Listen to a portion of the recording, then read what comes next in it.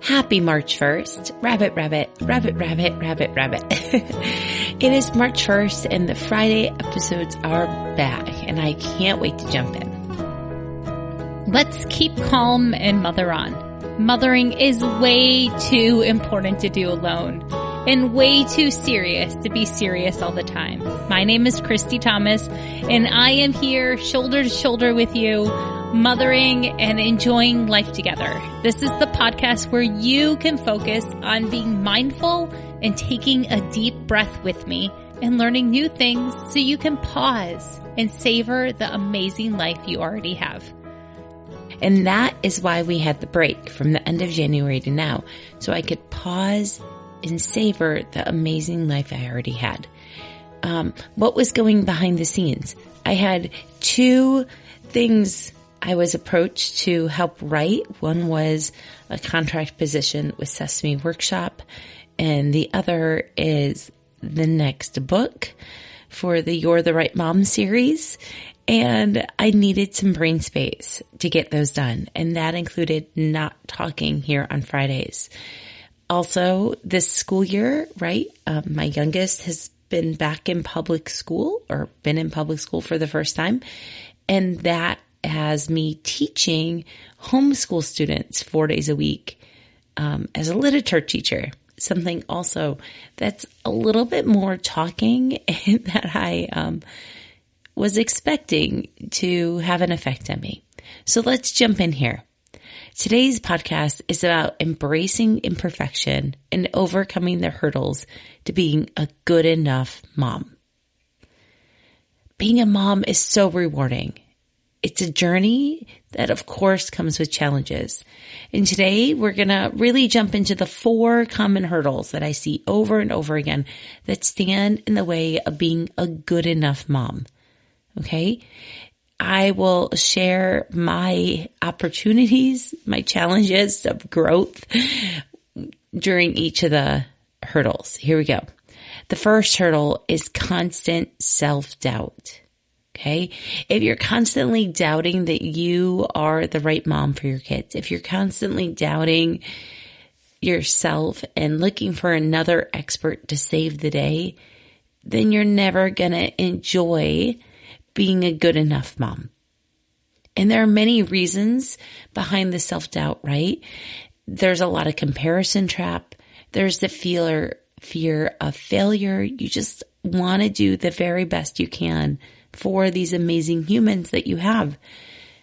But that means that you're not giving yourself any credit and focusing on your strengths or practicing self-compassion. If you're constantly focused on comparing yourself with others, you can never savor the amazing life you already have. So the big practice here is letting yourself focus on what's going right. Okay? Stop the comparison game, set a timer for scrolling social media, and then every night before you go to bed, ask yourself what went right today because of me. And that's a practice that has completely changed my life. And so I will say it forever. I will shout it from the rooftops. But practicing giving yourself credit really helps against that constant self-doubt in motherhood. The second hurdle is the pressure to be perfect and to be serious all the time. And I don't think this is a hurdle for everyone, but it is a hurdle, especially if you were a high achiever in elementary school, if you were at all a gifted and talented kid, if you really like gold stars, okay? If you're constantly just aiming for perfection all of the time, and that's going to limit your ability to relax and enjoy the moment. And there is such a negative impact on perfectionism, right? Your mental health suffers. You pass these skills down to your kids of knowing that perfection matters more than anything else. It really creates an unhealthy family dynamic when people think that they are only loved because of what they do. Okay? When when our kids think that we only love them because of what they do, or we only love ourselves because of what we do, and we try to shield them from that, they still pick up on it. So highlight imperfection in your day. Admit your mistakes. Have fun as a mom. Have beautiful oops moments. And just shake it off a little bit more. Maybe it is a family dance party every day to shake it off after you say one mistake you made for the day. Okay? I know this is also an area that I've had to grow, where we've had a couple family dinners when we had a season of this, where we would say a mistake every day. Or if the family dinner was too hard, because this topic was really hard for a couple of my kids at different seasons, I would talk about it at bedtime, about one mistake I made. And I would try to show that the world doesn't crash around you. The world doesn't crash around you when there's a mistake. You will know when it's a serious mistake and a real emergency, and you will respond appropriately. But most of the time, motherhood doesn't have to be so serious all the time. Number 3, another hurdle like motherhood isn't good enough, that you can't be just a good enough mom, is being lonely. When you're making motherhood a solitary event instead of a community event, then your motherhood is going to suffer. You really need to find a community of moms. And this is where this is hard, because I told you to get off of social media, right?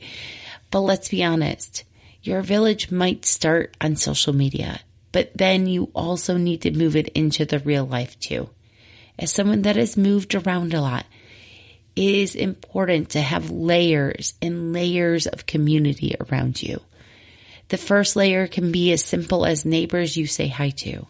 The second layer can be the moms that you really wish you could invite to coffee and want to schedule that for. The third layer can be long phone calls with people that don't live near you anymore.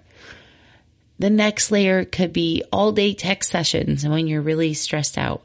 Another layer could be girlfriend trips, right?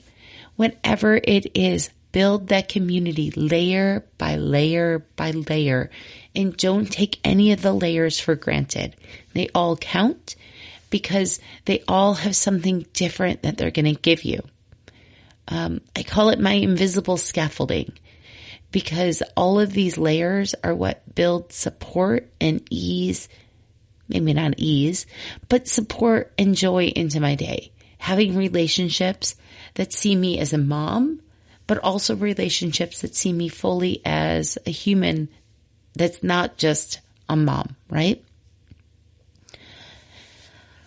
This is one of the things, whenever I move, it's like the constant reorientation of the universe, where I'm really needing to find people outside of my home. I love and adore my husband. I'm happy I'm married to him. I love and adore our 3 children. But they're not enough for me as a mom to feel stable and secure in who I am. I need more relationships than the 4 of them, and that's okay. And that's good and healthy to show how to build community. Because when you build community, you also get community building questions back, right? Can you help me with my kid? Or are you sure you're okay having all these kids play in your front yard? Yes, yes, yes. Build the network online and offline.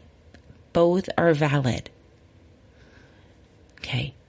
The 4th hurdle that makes it so that moms don't believe in themselves, okay, and strive too hard and don't enjoy motherhood is the ability, the thought, the marketing that some mom somewhere is doing it all.